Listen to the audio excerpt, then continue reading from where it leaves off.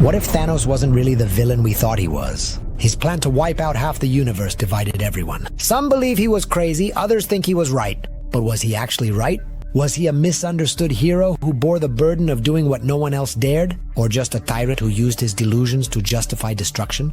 And when we talk about Gamora, the question arises, was what he felt for her true love or just a mask to manipulate her? In this video, I'm going to break down Thanos, considered by many to be Marvel's best villain, exploring what he represents, the traits of his personality, his dilemmas and contradictions, to try to answer all these questions. In space, the statesmanship is attacked by the Sanctuary 2, Thanos' flagship. The Black Order wipes out half of the passengers, and Ebony Maw tells the survivors that they should feel fortunate as their sacrifice brings balance to the universe. With Thor and Heimdall barely standing, Loki is brought before Thanos, who claims that destiny always arrives and that now it stands before them, referring to himself. The three of them discover that Thanos already possesses the Power Stone in the Infinity Gauntlet and has begun his personal hunt for the stones. He demands that Loki hand over the Tesseract, threatening to kill Thor. At first, Loki hesitates, but seeing his brother suffer, he reveals it, though he doesn't hand it over immediately and buys time for Hulk to attack, but Thanos easily defeats him. Thor tries to help but is defeated and restrained by Maw. Finally, Heimdall, in a final heroic act, summons the Bifrost to send Hulk to Earth and save him. In retaliation, Thanos kills Heimdall. The Tesseract, which has fallen to the ground, is handed over by Maw. Thanos crushes it, extracts the Space Stone, and adds it to his gauntlet. With 2 stones in his possession, he orders his children to invade Earth in search of the Mind Stone and the Time Stone. Loki interrupts, pretending loyalty but tries to kill Thanos with a dagger. The Titan easily thwarts him, grabs him by the neck, and after hearing that he will never be a god, breaks his neck in front of a helpless Thor. Then Thanos destroys the Statesman with the Power Stone and leaves with the Black Order using the Space Stone, leaving Thor drifting among the wreckage. Bruce Banner, back in his human form, warns Strange and Wong about Thanos. He explains that Thanos is after the Time Stone and the Mind Stone and that he was the one who supported Loki in the Battle of New York. He also reveals that his plan is to wipe out half the universe if he completes the gauntlet.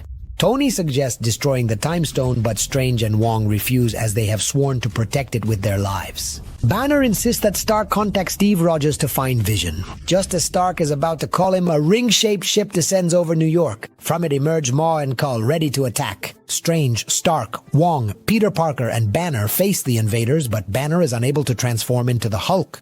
Wong defeats Cull, although Maw captures Strange along with the Time Stone. Iron Man and Spider-Man manage to infiltrate the ship while Wong returns to the Sanctum and Banner contacts Rogers. At the same time, Thor is rescued by the Guardians of the Galaxy. He tells them that Thanos destroyed Xandar and wiped out half of the Asgardians to obtain the Power and Space Stones. Gamora recalls that Thanos traveled from planet to planet, eliminating half the population, seeking to balance the universe, and that with the completed gauntlet, he will achieve it with a snap of his fingers.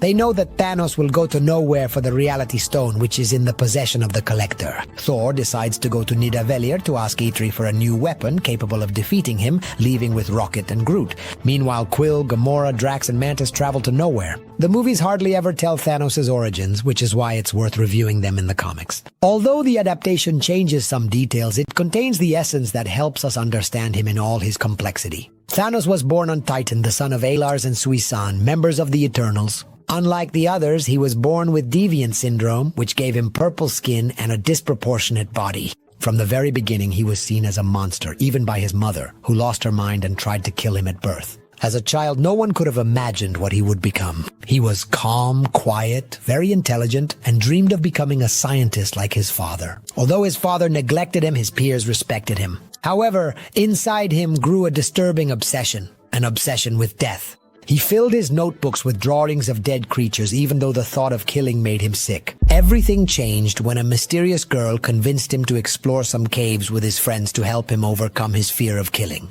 A cave-in left him trapped underground for 3 days. During that time, he refused to even consider killing the creatures that roamed in the darkness. When he got out, he discovered that his friends had died, devoured by those same animals. Perhaps that experience led him to believe that death was necessary for life to thrive. Or maybe his future killings would be attempts to symbolically recreate that moment, but from a place of control rather than helplessness. Later, the same girl convinced him to return to the caves to take revenge on the animals. From then on, Thanos began to cross increasingly darker boundaries. As a teenager, he stood out for his intelligence, but secretly he practiced dissections on animals, trying to understand why he was different. And she was always there, that enigmatic girl pushing him to go further. His search eventually led him to eliminate other Titans, committing the first murders in the history of Titan. Although he swore they would be the last, he killed again and discovered that he liked it. He felt powerful. He fell in love with his mysterious friend, but she rejected him. Thanos kept killing until he lost all control and ended up killing his own mother in search of answers about who he really was. Afterwards, he fled Titan, joined pirates, traveled across the cosmos, and searched for connections, but he never found what he longed for. He had partners on different worlds, children he abandoned, and an emptiness that kept growing. In the end, he decided to embrace his murderous nature and secretly return to Titan in search of the girl. She welcomed him, but imposed a cruel test on him. He had to prove that he belonged only to her. Thanos then began a ruthless massacre, exterminating all the women he had been with, their descendants, and laying waste to entire planets. It was then that he discovered the truth. His confidant was not just any girl, she was death incarnate. And Thanos, already trapped in obsession, surrendered himself completely to her. From that moment on, every conquest, every war, and every genocide were only to please her and win her love. Thanos became an agent of death, and that was no coincidence. That is exactly how he was conceived by his creators, Jim Starlin and Mike Friedrich. Even his very name hints at it. In the comics, he has a brother named Eros, later known as Star Fox, and the two are opposites in every way. Eros is a womanizer, carefree, and a lover of pleasure, while Thanos is withdrawn, calculating, misanthropic, and obsessed with death. This opposition was intentional, as the two represent opposing archetypal forces. On one hand, Eros refers to the Greek god of the same name, deity of passionate love and desire. On the other hand, Thanos takes his name from Thanatos, the personification of peaceful, non-violent death. This is precisely the kind of death he boasts about in the movie when he justifies eliminating half the universe in a quick and painless way. Although the movies and the comics don't tell exactly the same story, the essence of the character remains the same. In the comics, he is an agent of death, and in the movie, he seeks to grant a merciful death to half of all life. In both cases, Thanos can be understood as an incarnation of the figure of Thanatos. But talking about Eros and Thanatos, along with everything we've seen so far, inevitably leads us to Freud's psychoanalytic theory, which also helps us better understand the character. Freud, in his work Beyond the Pleasure Principle, proposed that there are two basic drives in human beings that guide our behavior: the life drive and the death drive, both inspired by the Greek gods. The life drive, Eros, drives union, creation, love, and relationships. It moves us to build, to care, and to connect. The death drive, Thanatos on the other hand, pushes toward destruction, aggression, disconnection, and even self-destruction. According to Freud, neither of these drives exists in isolation. One needs the other, and in a relatively stable state, they tend to remain in balance. From this perspective, the brothers from the comics, Eros and Thanos, can be seen as those two forces described by Freud, two opposing sides that coexist within the human experience. And when we look at Thanos in the movie through this lens, he becomes the personification of the death drive. He travels across the universe, eliminating half of all life, convinced that in doing so, he restores a necessary balance for life to be sustained. In Scotland, Proxima Midnight and Corvus attack Vision, who is gravely wounded. But Wanda holds them off until Rogers, Falcon, and Natasha arrive, forcing the villains to retreat. On the other hand, Gamora remembers when Thanos destroyed half of her people and captured her. While a soldier dragged her away, the little girl cried out for her mother and fought back until she broke free. Then Thanos appeared, told her she was a great fighter, and offered her his hand, which she accepted. Gamora asks Quill to kill her if she is captured. Quill hesitates, but Gamora makes him swear on his mother. Finally, he agrees, and they kiss. Many might wonder how Gamora agreed to leave with Thanos after he destroyed her planet and killed her family. To understand this, you have to look at the emotional context. She was just a child with little awareness and no emotional or physical resources to face a situation like that. In a matter of minutes, she went from being with her family to being completely alone in the midst of chaos and violence. At that moment, a soldier began to drag her away. Gamora screamed for her mother, a sign of the fear and desperation of someone seeking an attachment figure to provide security in the midst of horror. In extreme situations, children desperately look for a reference point to hold on to because their nervous system is overloaded and they need someone to serve as a refuge. And it was right then, after a peak of anxiety and terror, that Thanos appeared. The soldier let her go and he approached, offering her help and reaching out his hand. Symbolically, he took on the role of a savior, a strong figure who, in the midst of chaos, seemed to provide her with security. For an adult, it might be more obvious that someone who destroyed her planet could not be a protector. But for a little girl, in a moment of terror and helplessness, her perception was different. The only thing that mattered was to ease the fear. A child does not have the ability to evaluate things in ethical or logical terms. She only responds to the basic need for attachment and protection. That's why, more than a rational decision, what happened was that Gamora's survival system recognized in Thanos a figure who represented shelter in the face of threat. When they arrive at nowhere, they find Thanos interrogating the Collector. Gamora attacks him and seems to defeat him, but they discover that he already had the Reality Stone and everything was an illusion. Thanos reveals Nowhere in Flames, captures Gamora, and incapacitates Drax and Mantis. Quill tries to keep his promise, but the weapon only shoots bubbles thanks to the stone. Thanos teleports away with Gamora. Meanwhile, at the Avengers base, Rogue reunites with Rogers and his team. The group concludes that the Mind Stone must be destroyed, and Wanda is the only one capable of doing it. To try it without eliminating Vision, Rogers proposes traveling to Wakanda. There, T'Challa and Okoye give Bucky a new vibranium arm. Now free from his programming, he lives in seclusion, though he is warned that a great battle is approaching. On Maw's ship, Stark and Parker rescue Strange by ejecting Maw into space. Strange wants to return to Earth, but Stark proposes going to Titan to confront Thanos. Strange agrees, though he warns that he will protect the Time Stone even if he has to sacrifice himself or Parker. Gamora tells Thanos that she always hated the throne chair. He replies that he knows, but even so, he hoped that one day she would sit in it. Gamora insists that she hated her life with him, and Thanos admits he knew because she told him so for 20 years. He insists that he saved her, but Gamora disagrees. On her planet, they were happy. Thanos claims that her world was doomed, and thanks to him, children now grow up with food and blue skies. Eliminating half, according to him, was a small price to pay to save them. The universe has finite resources, and without control, life will disappear. Gamora yells at him that he doesn't know, but Thanos replies that he is the only one who understands and the only one with the will to act. Gamora shouts that she is not his daughter, that he taught her everything she hates about herself.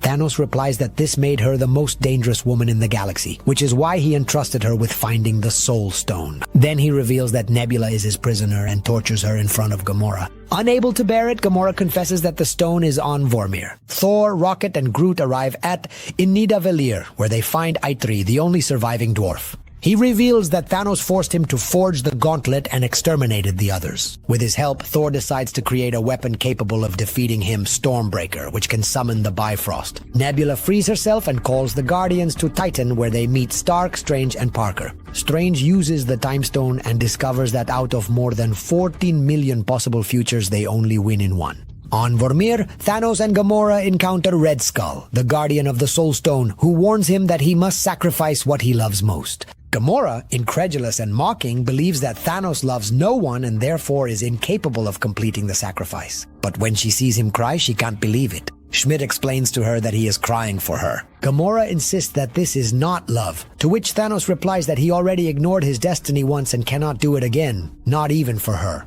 After apologizing, he takes her by the hand and throws her into the void, thus obtaining the Soul Stone. One of the major points of discussion in this story is the relationship between Thanos and Gamora, and the question is whether he truly loved her. I will develop my position as I analyze that relationship. The first thing that stands out is the narratives that Thanos constructs about his actions. He insists, for example, that he saved Gamora by repeating a rather messianic speech. In his mind, if he didn't eliminate half of her planet, she was doomed. And if he left her there, she would be vulnerable. That's why, according to him, by taking her with him, he was saving her. But what he doesn't acknowledge is that he himself was the one who put her in that situation. Words matter. It's often said that Thanos adopted Gamora, but that's not true. He didn't adopt her. He captured her after wiping out her people, and he didn't do it to save her, but because he saw her as someone useful for his own purposes. He hinted at this from the very beginning. He told her she was a real fighter. Those were his first words to her. He took her because he saw potential in her to serve his mission, and that's why he valued her. Another proof was when he told her that he hoped one day she would sit on the throne's chair. Thanos probably knew there was a high risk of dying and wanted to prepare someone to succeed him. He didn't take her thinking about her well-being. He did it out of selfishness. And what did he do after taking her? He trained her to serve him, physically modified her to turn her into a weapon, and pitted her against Nebula, creating constant competition for his approval. And since Gamora prevailed, she became his favorite because she was more useful to him.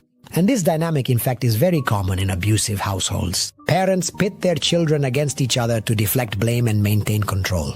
And that's how Thanos got Nebula to hate her sister and blame her for her pain when the real culprit was him. Because of all this, for me, it's hard to consider that what Thanos felt for Gamora could be called love. He captured her for selfish reasons after wiping out her family, trained her, tortured her, and shaped her as he pleased, regardless of the fact that for 20 years she told him she hated her life with him. He never took her will into account, not even when sacrificing her. How can you call it love when a relationship completely erases the freedom and desires of one of the parties? What we can acknowledge is that Thanos did care about Gamora, and that she was important to him. It's clear that sacrificing her hurt him, but the Soul Stone probably accepted the sacrifice not because there was genuine love, but because Thanos was convinced that what he felt was love. The stone doesn't judge the quality of the feeling, but rather the belief of the bearer. And here I think it's important to start introducing one of Thanos' characteristic personality traits, which I'll delve into more later: a messiah complex. In his mind, which seems to be delusional, his mission was above everything else. If he's convinced that he's the only one capable of saving the universe, then any sacrifice is justified, even Gamora's. That's why, even though it hurt him, he didn't hesitate to do it. But I'll talk more about this trait later. But there's something else important to highlight here. In the sacrifice scene, we can also see a very interesting parallel with the moment when Thanos captured her as a child. The sequence works almost like a mirror. As a little girl, we saw her being dragged away by a soldier. She fought back, hitting him until he let her go, and then Thanos appeared to save her, in quotes. But as an adult, if you notice, the same thing happened again, only this time it was Thanos himself who dragged her toward the cliff. Gamora hit him just like she did back then, but now, instead of saving her, Thanos let her go and threw her into the void. The two scenes mirror each other, and what that reflection reveals is the true nature of their bond. Thanos was never her savior, he was always her executioner. The Avengers take Vision to Wakanda, where Shuri plans to extract the Mind Stone without harming him, while Wanda must be ready to destroy it as soon as it is freed. At the same time, Thor risks his life in Nidavellir to reactivate the Forge, and with the help of Atri and Groot's sacrifice of his arm, he forges Stormbreaker. In Wakanda, the Outriders arrive, led by Proxima Midnight and Kull. T'Challa gathers his warriors and the Avengers, and when the protective barrier is opened, a fierce battle breaks out. The Avengers and T'Challa hold out until Thor arrives with Rocket and Groot through the Bifrost. With Stormbreaker, he turns the tide of the battle. Thanos arrives on Titan and is greeted by Strange. He explains that this planet, once his home, collapsed due to overpopulation and lack of resources. He proposed randomly eliminating half the population to save it. They called him crazy, but in the end what he predicted happened. Now he believes himself to be merciful. When he obtains all 6 Infinity Stones, he will snap his fingers to erase half the universe painlessly, and then he will look for a peaceful place to rest. He claims that the hardest decisions require the strongest wills. Now I want to focus on 2 traits of Thanos' personality, which, combined with his destructive and sociopathic characteristics seen in the comics and movies, make him especially dangerous. The first is his determination. Thanos seeks to fulfill his mission at any cost. He doesn't care who he has to destroy, or even if he himself must be sacrificed. That total commitment makes him someone who is impossible to stop. And this can partly be explained if we remember some things from his story. In the comics, we saw how as a child he was unable to kill the creatures in the caves and his friends ended up being devoured. In the movie, when he proposed his plan to save Titan by reducing the population, they called him crazy and no one listened to him. He also did nothing more to impose his idea and watched as his world became extinct. For Thanos, those experiences may have meant failing to save others, and his response could have been to develop an unyielding determination. To repeat the scenario, but this time with absolute control. Now he won't allow anything to stop him, neither external resistance nor his own internal dilemmas. The second trait is the one I mentioned earlier, his messiah complex, a state in which the person is convinced they are destined to be a savior. It is usually associated with delusions of grandeur. A delusion is a false and firm belief that does not correspond to reality. And these delusions of grandeur can range from feeling called to save humanity to having an exaggerated view of one's own importance and superiority. Thanos is convinced that he has the transcendent mission of saving the universe. He believes that only he can do it, that others need him, and even that they should be grateful to him. Throughout the movie, we hear him repeat that only he understands the situation and that only he has the will to do what must be done. And the problem with these delusional beliefs is that they become unquestionable and can therefore justify any means to achieve the end. Imagine someone genuinely believes that God spoke to them and gave them a mission. How could they disobey or even question it? In their mind, any action would be justified. Something similar happens with Thanos. For him, wiping out half the universe is a sacred duty, and that's why he acts without compassion or empathy. He's not a sadist who kills for pleasure. In fact, on several occasions, he could have done so and didn't. In his delusional logic, it's not him who decides who dies, but rather the randomness of the snap. And when he does kill directly, it's only because someone stands in the way of his mission, allowing him to remain cold and even feel morally justified. Doesn't this remind you of certain historical figures who, caught up in a messianic delusion, justified mass persecutions and violence because they believed themselves to be the saviors of their people or of humanity? That's why Thanos is so dangerous. If you combine a messianic complex with relentless determination, you get a fanatic willing to endure and sacrifice everything, even himself, for his goal. And in fact, that's why he wins 14 million times. Only in one future do the Avengers manage to stop him. At that moment, the superheroes arrive and an intense battle begins. Thanos holds his own against the Avengers, the Guardians, and Strange until Nebula appears and distracts him. Strange, Parker, and Drax manage to restrain him while Mantis tries to put him to sleep, weakening him enough for Stark and Parker to try to take off the gauntlet. But when Quill asks about Gamora, Mantis senses Thanos' pain. Nebula deduces that he eliminated her. Quill, furious, hits him and breaks the concentration, allowing Thanos to regain consciousness just before they manage to pull off the gauntlet. The fight turns in Thanos' favor as he unleashes the power of the stones and defeats everyone. He finally faces Strange, who never uses the Time Stone because he keeps it hidden. Before Thanos can go after it, Iron Man attacks him but is seriously injured. When Thanos is about to finish him off, Strange gives up the Time Stone in exchange for Stark's life. Thanos adds it to the gauntlet and leaves. Stark, bewildered, asks Strange why he gave up the stone just to save him. Hey, how's it going? I'm going to take a short break to make a request. You might watch these videos every day and not be subscribed, which is totally fine, but it would really help me out if you hit that red button down below. This allows me to keep bringing you more videos and more often. Thank you so much for your support, and now let's continue. In Wakanda, the Black Order deploys their final weapons. Wanda steps in to save Natasha and Okoye while Glaive attacks the lab and tries to rip the stone from Vision, who escapes to the battlefield. There, Cull is defeated by Banner, Proxima is killed by Wanda, and Vision finishes off Glaive. With the Black Order destroyed and the Outriders eliminated by Thor, it seems like the Avengers have won. But Thanos arrives and easily defeats Okoye, Shuri, Groot, and Rogers, who barely manages to hold him off for a moment. With no other choice, Vision asks Wanda to destroy the Mind Stone, even if it kills him. With great pain, she agrees and destroys it just before Thanos reaches them, disintegrating Vision as well. Thanos tells her that he understands her pain better than anyone, but Wanda replies that he would never understand. He responds that he lost more that day than she can imagine, though it's not a time for mourning. Then he uses the Time Stone to rewind, restoring Vision and the stone so he can rip it from Vision's forehead and eliminate him for good. With all 6 stones gathered, Thanos prepares to carry out his plan, but Thor surprises him and unleashes the full power of Stormbreaker in a final attempt, gravely wounding him by driving it into his chest. However, Thanos survives the attack. He mocks Thor for not aiming for the head and snaps his fingers with the gauntlet, completing his plan. He is transported to the Soul World, where he sees young Gamora, who asks him what it cost to achieve his goal. With sadness, he admits that it cost him everything. Back in the real world, the gauntlet is damaged by the energy used, although the stones remain intact. Thor, furious, confronts him as a rumble echoes throughout the universe. Thanos smiles disdainfully and teleports away. Then Bonds turns to dust in front of Rogers. The snap spreads. Half of Wakanda's army disintegrates along with Shala, Groot, Wanda, and Wilson. The survivors, gathered around Vision's body, look on in horror at their defeat. On Titan, Mantis, Drax, Quill, and Strange disappear. Before he goes, Strange tells Stark that there was no other way. Parker is the last to fade away, tearfully begging not to be left behind. Stark, devastated, is left alone with Nebula, who confirms that Thanos has achieved his goal. Thanos retreats to a green and solitary planet where he gazes at the sunrise with a faint smile of triumph.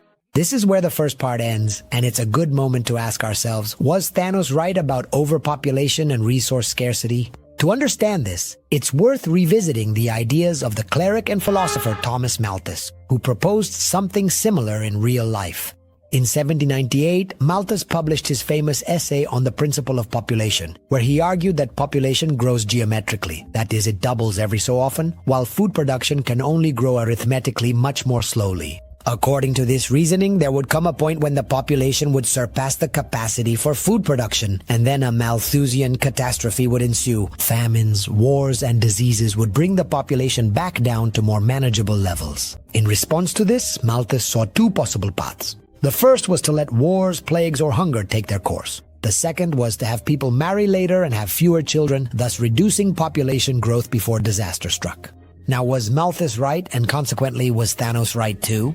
The answer is complicated. For centuries, the world did in fact operate under something similar to the Malthusian trap. In pre-industrial Europe, whenever agriculture improved and food production increased, the population would almost immediately grow, once again putting pressure on resources and leading to periodic crises. In that sense, Malthus described the cycle of many pre-industrial societies quite well. But after the 19th century, history took a different turn. With the Industrial Revolution and later the Green Revolution of the 20th century, food production grew much faster than Malthus could have ever imagined. Mechanization, fertilizers, irrigation, improved seeds, and later biotechnology multiplied agricultural production capacity. Moreover, something Malthus did not anticipate was the demographic transition. In many countries, as quality of life, education, and access to contraceptives improved, families began to have fewer children.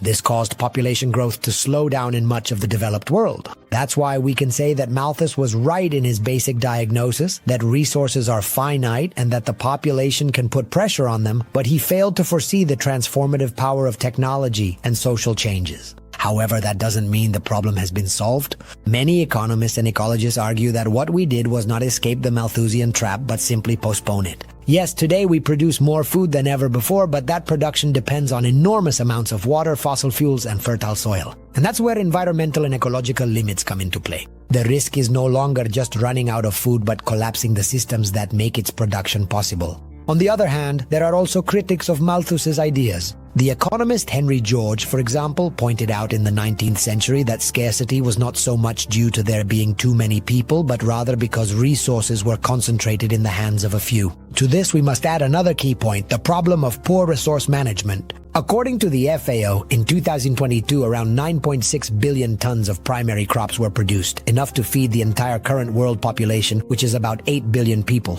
However, approximately one-third of that food is lost or wasted at some point along the chain from harvest to final consumption. In other words, humanity produces enough to sustain itself, but fails in how it manages and distributes what it generates. So perhaps the problem isn't so much that there are too many of us, but rather how we organize distribution, the concentration of wealth, and the efficiency of productive systems. Yes, we live on a planet with finite resources, but the solutions don't necessarily involve forcibly reducing the population, as Thanos suggests, but rather learning to use, distribute, and take better care of what we already have. And here's my question to you. What do you think about all of this? Do you agree with the ideas of Malthus and Thanos? Do you think the real challenge will be the number of inhabitants, or rather the way we manage the planet's resources? Clint Barton loses his family after Thanos' snap.